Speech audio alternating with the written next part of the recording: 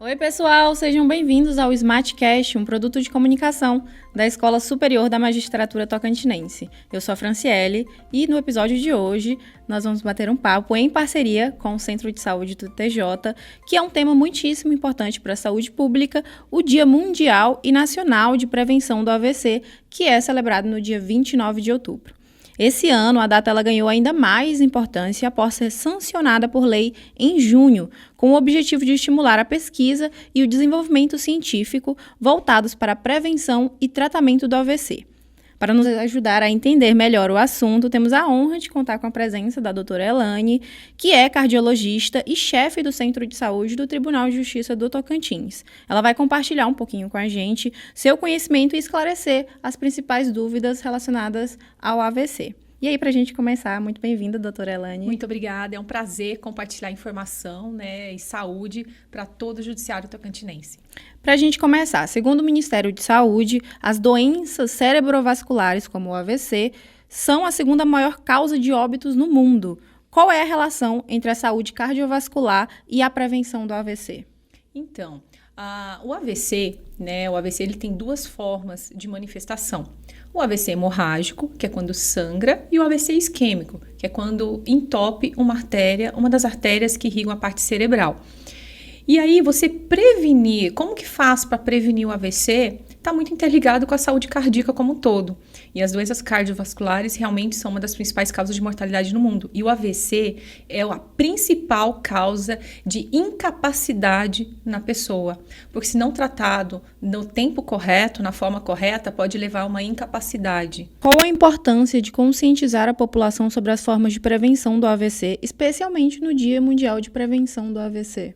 É muito importante essas datas, para lembrar a todos da importância da prevenção. Tem como prevenir sim, tá? O AVC hemorrágico, ele é alguma má formação nas artérias e nas veias cerebrais. A pessoa nasce com uma má formação ali no sistema de irrigação, cerebral. E o AVC isquêmico geralmente forma um trombo ou uma placa de gordura, um trombo, um coágulo ou uma plaquinha de gordura. E como prevenir, essas duas manifestações, essas duas formas de AVC? O AVC hemorrágico, caso você tenha algum familiar que tenha uma história de aneurisma cerebral, ou quando você tem uma dor de cabeça incapacitante, uma dor de cabeça diferente do habitual, é importante estar passando por uma avaliação com o neurologista. Quanto ao AVC isquêmico, os fatores de risco são os mesmos para a prevenção de doença cardíaca. Quem fuma, parar de fumar, controlar melhor o diabetes, controlar a hipertensão, o colesterol tem que estar na meta, atividade física regular, o peso adequado e sempre estar fazendo o check-up, porque tem causas, por exemplo, uma arritmia cardíaca, tem um dos tipos de arritmia pode levar a um tipo de um AVC. Então, falar em AVC, ao mesmo tempo, você também vai estar prevenindo as doenças cardiovasculares como um todo. Acho que todo mundo tem muita essa dúvida, mas quando uma pessoa sofre um AVC, o que deve ser feito nas primeiras horas para minimizar os danos? Isso é fundamental, porque assim, a gente tem no DataSUS, em 2023, aqui no Tocantins, nós tivemos 970 casos de AVC. Só que desses 970 casos, somente 11% receberam tratamento adequado. Ou por a dificuldade do deslocamento, por dificuldade do diagnóstico e dificuldade do tratamento. Então, olha a importância da gente difundir essa informação. O AVC, hoje, ao contrário do que as pessoas pensam, que teve um AVC, a pessoa está fadada a ter aquela sequela para o resto da vida. E é uma doença incapacitante, pode acometer uma pessoa jovem, que pode impactar na vida dele profissional, na vida pessoal, que vai ficar com aquele lado paralisado, ou dependendo da área do cérebro que foi acometido, vai ser a sequela. E o AVC, a partir do momento, é importante aprender a identificar os sinais de um AVC, Quais os sinais? Tem até uma sigla que chama SAMU, para a população geral. O S, quando você pensou em AVC, S, peça para a pessoa sorrir, tá? Para ver se se a boca tem algum lado caído. O A, SAMU, o A de abraço. Pede para a pessoa te dar um abraço no intuito de pedir que ela vai levantar as mãos e se uma mão não vai erguer, vai ficar caída. O M da pessoa pedir para ele cantar, ou falar, porque aí a pessoa, dependendo da área, se for a área que é acometida do AVC, que é responsável pela fala, a pessoa não vai falar, vai ter uma afasia. E o U de urgência, chamar o SAMU, né? Então, SAMU, S de sorrir, o A de abrace, o M de música, né, peça para cantar, e o um desses presentes ligar para o SAMU, tá? Ou levar, na impossibilidade do SAMU, levar até um hospital de referência. E isso impacta no quê? No tempo de tratamento. O AVC, ele tem tratamento para minimizar a sequela desde que feito no tempo correto. A partir do momento que inicia os sintomas, você tem 4h30 para poder administrar uma medicação que é o trombolítico para tentar abrir a artéria que está entupida, no caso do AVC isquêmico, tá? Então, olha como esse tempo é curto. Então, é o tempo entre identificar os sintomas, o paciente tem que fazer um exame de imagem, uma tomografia, né, para excluir que seja um AVC hemorrágico, tá? E aí, excluir o AVC hemorrágico, tem a suspeita de AVC. Dentro desse prazo de horas, dessa janela de horas, 4h30, o médico está apto, o neurologista, a aplicar a medicação para abrir a artéria e, com isso, minimizar o dano, tá? E não é só o trombolítico, existe também a trombectomia, que é cirurgicamente você vai lá para tentar resgatar esse trombo, o que está obstruindo a artéria, tá? E o AVC hemorrágico, né? Você tem as cirurgias para tentar amenizar o dano. Então, é uma informação importante porque é muito comum as pessoas acharem que não tem tratamento para um AVC, que a pessoa vai ficar com aquela sequela a partir do momento do acometimento. Mas não, desde que feito no tempo correto, então uma janela de 4h30, por isso que a importância de difundir essa informação. Dentro de 4h30, diagnosticado um AVC isquêmico, você tem a possibilidade de fazer a questão do trombolítico. E também, passou-se desse prazo, você tem também mais de 24 horas, você pode também fazer a trombectomia, desde que seja em artérias proximais, né? E aí você pode fazer também essa trombectomia. E o AVC hemorrágico é uma cirurgia para tentar amenizar o dano que tem o sangue ali na região cerebral.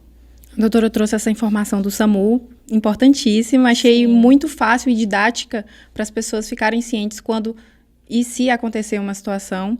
E aí, nesse sentido, como que o Centro de Saúde do TJ, o CESAL, está se preparando para apoiar a campanha de prevenção do AVC? Então, todo ano, né, a gente leva esse podcast com essa informação que merece ser difundida para todos, né, para o conhecimento, porque essa informação, ela também vai ser, a partir do momento que cada servidor vai transmitir também para outras pessoas, difundir essas informações, a gente consegue fazer uma corrente do bem. Quanto mais informação para mais pessoas chegarem, a gente consegue diminuir essa incidência, porque, olha, 970 casos, 11% só conseguiram receber o tratamento, então é muito baixa a proporção, né?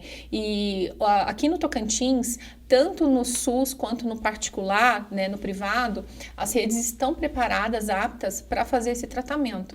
Então, essa informação é importantíssima. E o centro de saúde também, a gente faz a prevenção através de todos os nossos programas de qualidade de vida, onde a gente incentiva a prática de atividade física, o alimentar melhor, né, cuidar melhor da alimentação, cuidar melhor do sono, fazer o check-up regular, né, principalmente com o cardiologista, para estar avaliando se a pressão está controlada, se o colesterol está controlado, se a glicose, né, para prevenção de diabetes, tá? Quem fuma, a gente estimula também a questão do tabagismo, né, que é importante. Hoje não é só o cigarro, tem o cigarro eletrônico, que tá uma pandemia, principalmente entre os adolescentes, até crianças utilizando. Então, isso também faz mal para a saúde, também é um cigarro, não é um brinquedo. E é importante difundir isso também, a gente tentar estimular a cessação do tabagismo e um cuidar como um todo. Então, o Centro de Saúde tem vários programas de qualidade de vida voltados para minimizar os fatores de risco, corrigir os fatores de risco que são modificáveis.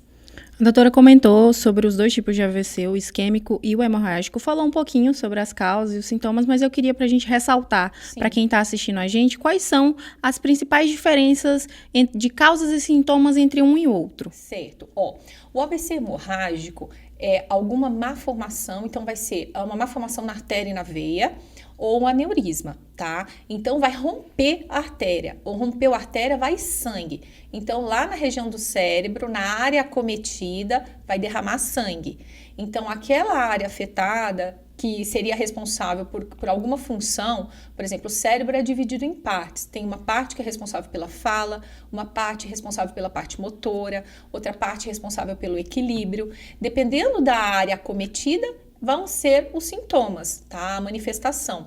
Então, para o AVC hemorrágico, a gente fala que ele é mais agressivo, porque aí a manifestação ela é mais drástica, né? A pessoa pode ficar chegar até coma, tá? Mas aí vai ter os sintomas, né? Os mesmos, é uma paralisia, não consegue falar, um lado do corpo paralisado, não vai conseguir levantar uma perna, levantar um braço, tá? E existe também quando pega uma parte do equilíbrio, por exemplo, o cerebelo, ele pode dar uma vertigem, uma perda de equilíbrio, tá? Que às vezes é muito confundido com labirintite, tá? Então, pode também ser um dos sintomas de um AVC.